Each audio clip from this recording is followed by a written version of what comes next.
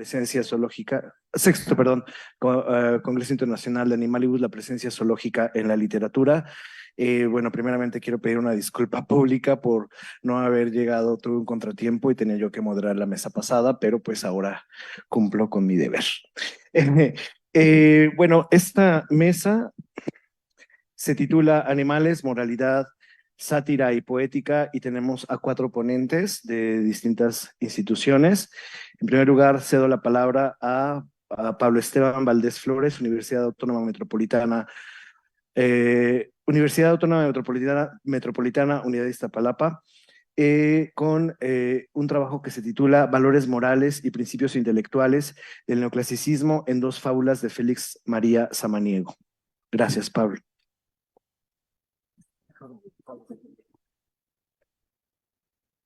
Al contrario, muchas gracias y gracias a los que están presentes, las personas que me acompañaron física y emocionalmente a concretar este trabajo y comienzo. Muchas gracias.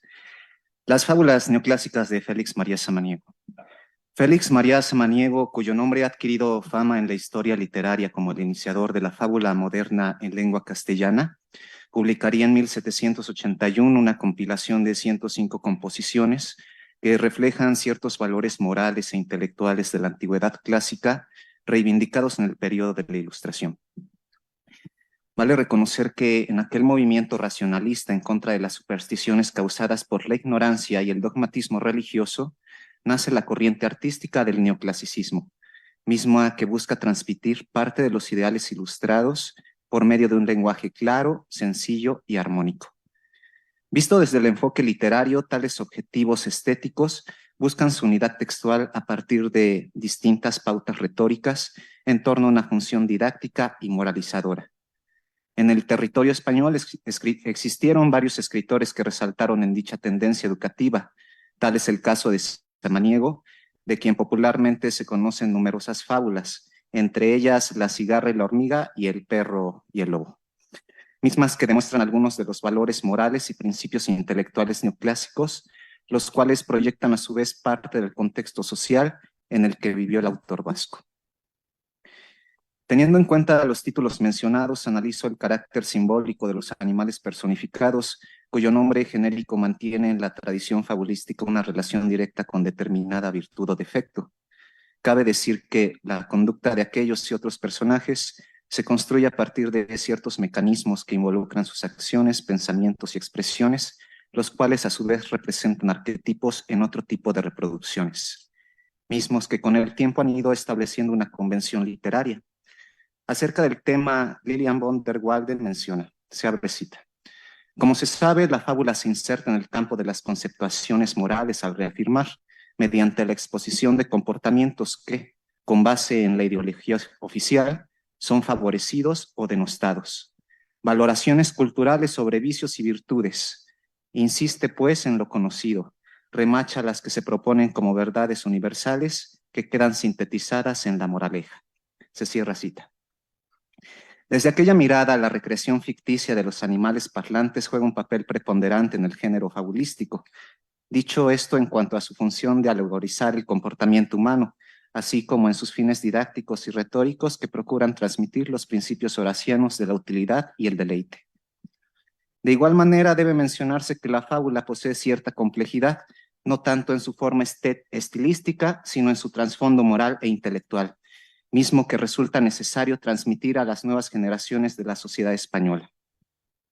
Dicha necesidad imperó en el espíritu neoclásico de Samaniego, quien fue consciente de revitalizar aquel género literario, aun con cierta incertidumbre de trascender con éxito en ello. Con base en lo mencionado, cabe decir que el neoclasicismo no determinó una moral específica. Sin embargo, reivindicó ciertos valores de carácter intelectual que permearon en la sociedad española, tales como la libertad y la individualidad, mismos que guardan una relación directa con la toma de decisiones, la autonomía y la capacidad del individuo para afrontar circunstancias o solucionar problemas.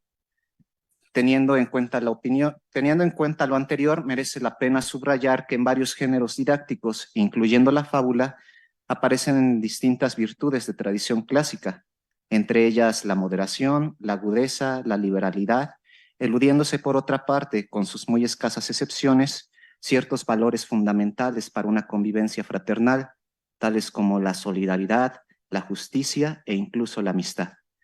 Ante esta perspectiva, Carlos García Gual expresa, se abre cita: la visión del mundo, es decir, de la sociedad de las bestias parlantes que las fábulas pintan, es conflictiva, pragmática y feroz. En esa sociedad casi nunca hay justicia ni compasión hacia el débil. Se cierra la cita. Considerando lo dicho, resulta necesario identificar en el género fabulístico una tendencia al engaño por medio de la astucia, así como del instinto competitivo, en donde predomina la sobrevivencia del más fuerte frente al débil. Para ahondar en aquellos detalles hay que reconocer el carácter vicioso o virtuoso de ciertos animales recurrentes, mismos que se construyen a través de diferentes mecanismos que demuestran sus expresiones, sus pensamientos, sus gestos y de forma particular sus acciones. Desde la perspectiva neoclásica, Ignacio Luzán define la fábula como, se abre cita, un hecho falso o fingido. Por eso se da el nombre de fábulas poéticas a las transformaciones que refiere Ovidio, y a todo lo demás que cuentan los poetas gentiles de sus dioses, semidioses, héroes y ninfas. Se cierra la cita. Teniendo en cuenta lo anterior, debe notarse que en el mundo de la fábula existe una pluralidad de animales, cuyo carácter ficticio se construye de manera particular por medio de los actos que realiza. Tal como ya lo había expresado Aristóteles, el carácter de un personaje se enuncia por medio de las acciones que lleva a cabo. Visto desde el contexto de la fábula, tales acciones proyectan algún vicio o virtud que prevalece en otro tipo de recreaciones. Teniendo en cuenta lo anterior, Mireia Camurati menciona, se abre cita: en la fábula clásica el león representaba la realeza y el poder, el zorro la astucia, el burro la necedad, el lobo la violencia, y así se estableció una especie de código de correspondencias o simbolismos. Por lo tanto, los fabulistas posteriores a los grandes maestros se encontraron con un esquema bastante rígido y tradicionalmente aceptado. Se cierra la cita. Con base en tal declaración, resulta interesante notar las diferentes virtudes y defectos en cada uno de los animales referidos en las fábulas de Samaniego. Tal hecho demuestra el seguimiento de un modelo secular creado a partir de los temas esópicos, los cuales retoman una cuidadosa selección de animales antropomorfizados, cuyo carácter simbólico resulta lo más verosímil con su propia naturaleza morfológica. Por ejemplo, en numerosas culturas los leones se han representado como los más grandes y poderosos en comparación a la mayoría de los depredadores terrestres. Probablemente por ello, así como por su distintivo pelaje y su majestuosa melena, se conceda a dicho felino la cualidad de realeza. Asimismo, siguiendo a Camurati, hay otro tipo de personajes como el lobo que mantienen una conexión semántica con la violencia. En efecto, aquel rasgo depredador en tal animal aparece de manera recurrente en diversas fábulas de tradición clásica. Referente a ello, vale añadir que desde la antigua concepción aristotélica, el carácter moral de los animales puede fijarse a partir de su grado de sometimiento al hombre. De acuerdo con lo anterior, el antiguo filósofo Estagirita expresa, se abre la cita: también ocurre igualmente entre el hombre y los demás animales, pues los animales domésticos tienen una naturaleza mejor que los salvajes, y para ellos es mejor estar sometidos al hombre, porque así consiguen su seguridad.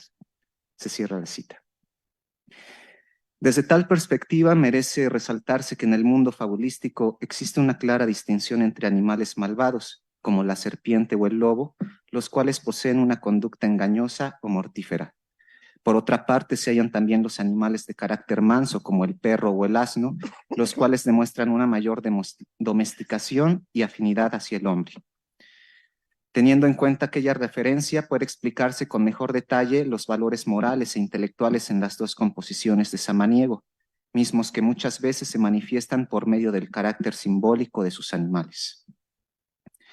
Al analizar la fábula La hormiga y la cigarra, hay que notar en primera instancia la influencia de Jean de La Fontaine, a quien Samaniego reconoce como fuente directa de imitación. En la mencionada composición resaltan dos tipos de personaje con conductas opuestas. Por un lado se encuentra uno trabajador y por el otro uno holgazán. Respecto al carácter de la hormiga, Jean Chevalier nos comenta, se abre cita: es un símbolo de actividad industriosa, de vida organizada en sociedad, de previsión, que La Fontaine eleva hasta el egoísmo y la avaricia. Se cierra la cita. Teniendo en cuenta lo anterior, debe mencionarse que en la fábula de tradición fabulística, dicho insecto suele representarse almacenando comida con el fin de guardar provisiones para el invierno. Por otra parte, la despreocupada cigarra resalta como un personaje que goza de cantar durante todo el verano. Visto desde el enfoque moral, aquel animal representa el vicio, ya que busca su propia gratificación sin pensar en las consecuencias a largo plazo, es decir, la falta de comida durante el invierno. Con base en lo dicho, debe notarse un aspecto controversial en el carácter de la hormiga, ya que por un lado muestra un comportamiento laborioso y preventivo al juntar afanosamente su alimento. Aquel acto desde la perspectiva clásica pudiera considerarse moralmente bueno, ya que proyecta la virtud de la prudencia, en la cual interviene un proceso de discernimiento en el que dicho insecto reconoce qué es bueno para sí mismo, no en un sentido parcial, sino general. De igual modo, resulta notorio que tal personaje muestra cierta indiferencia ante la desdicha de la cigarra, misma que representa la cara opuesta a valores como la amabilidad, la magnanimidad y la amistad, los cuales fueron encarecidos por la antigua concepción aristotélica. Referente a ello, Juan Jacobo Rousseau cuestiona. Se abre cita.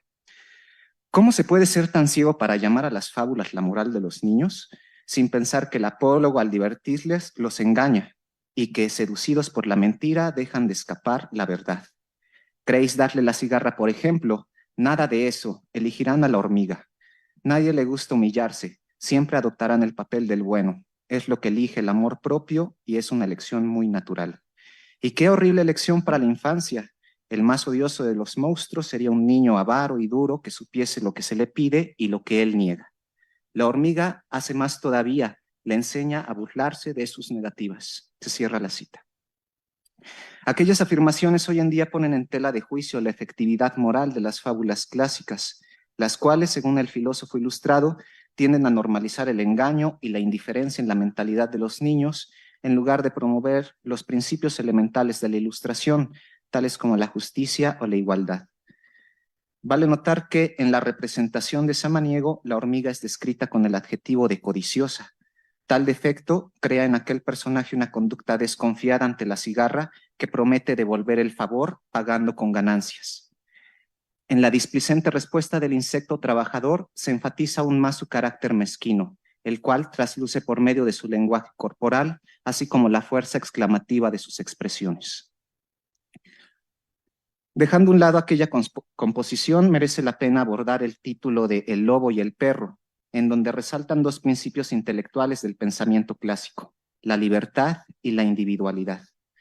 Vale agregar que ambos conceptos filosóficos resaltan en la personificación del lobo, que como se ha dicho mantiene un vínculo con la maldad y la violencia, el cual se asocia muchas veces con el hurto, la crueldad y el engaño.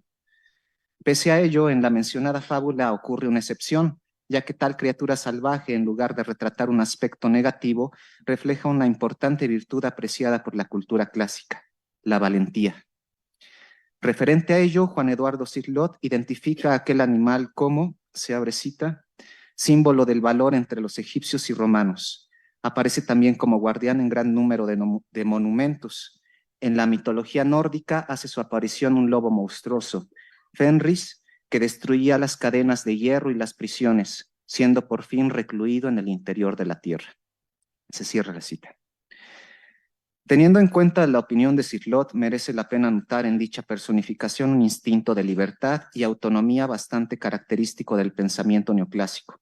En la fábula mencionada aparece un lobo muy flaco y hambriento que vive en estado natural, en contraste un perro doméstico y bien alimentado. En medio del diálogo entre ambos personajes se expone la disponibilidad del lobo a tener una condición de vida similar a la del perro. Sin embargo, su predisposición cambia al descubrir en el pescuezo del animal doméstico la marca de una cadena, misma que representa el dominio del hombre frente a la bestia. Ante este tipo de reconocimiento, la valentía del lobo se proyecta por medio de su discernimiento que lo motiva a rechazar las promesas de alimento a cambio de subyugarse. En lugar de ello, tal animal, a diferencia del perro manso, ejerce su propia libertad, cuyo precio consiste en enfrentar constantes vicisitudes que incluyen hambre, peligros y muchas veces una soledad forzada. De igual manera, vale destacar que las asociaciones negativas en torno al lobo se deben en gran parte por la cultura popular, que lo describe como un depredador feroz y aterrador. Sin embargo, aquella percepción bastante difundida no resulta justa ni precisa. Respecto a ello, el naturalista Félix Rodríguez de la Fuente comenta, se abre la cita. Desde tiempos inmemorables los seres humanos han acostumbrado a depositar en ciertos animales virtudes y vicios que realmente solo a nuestra propia especie pertenecen. El águila real ha sido siempre el símbolo de la nobleza, aunque objetivamente esta rapaz no sea más noble ni más villana que el cuervo o el halcón.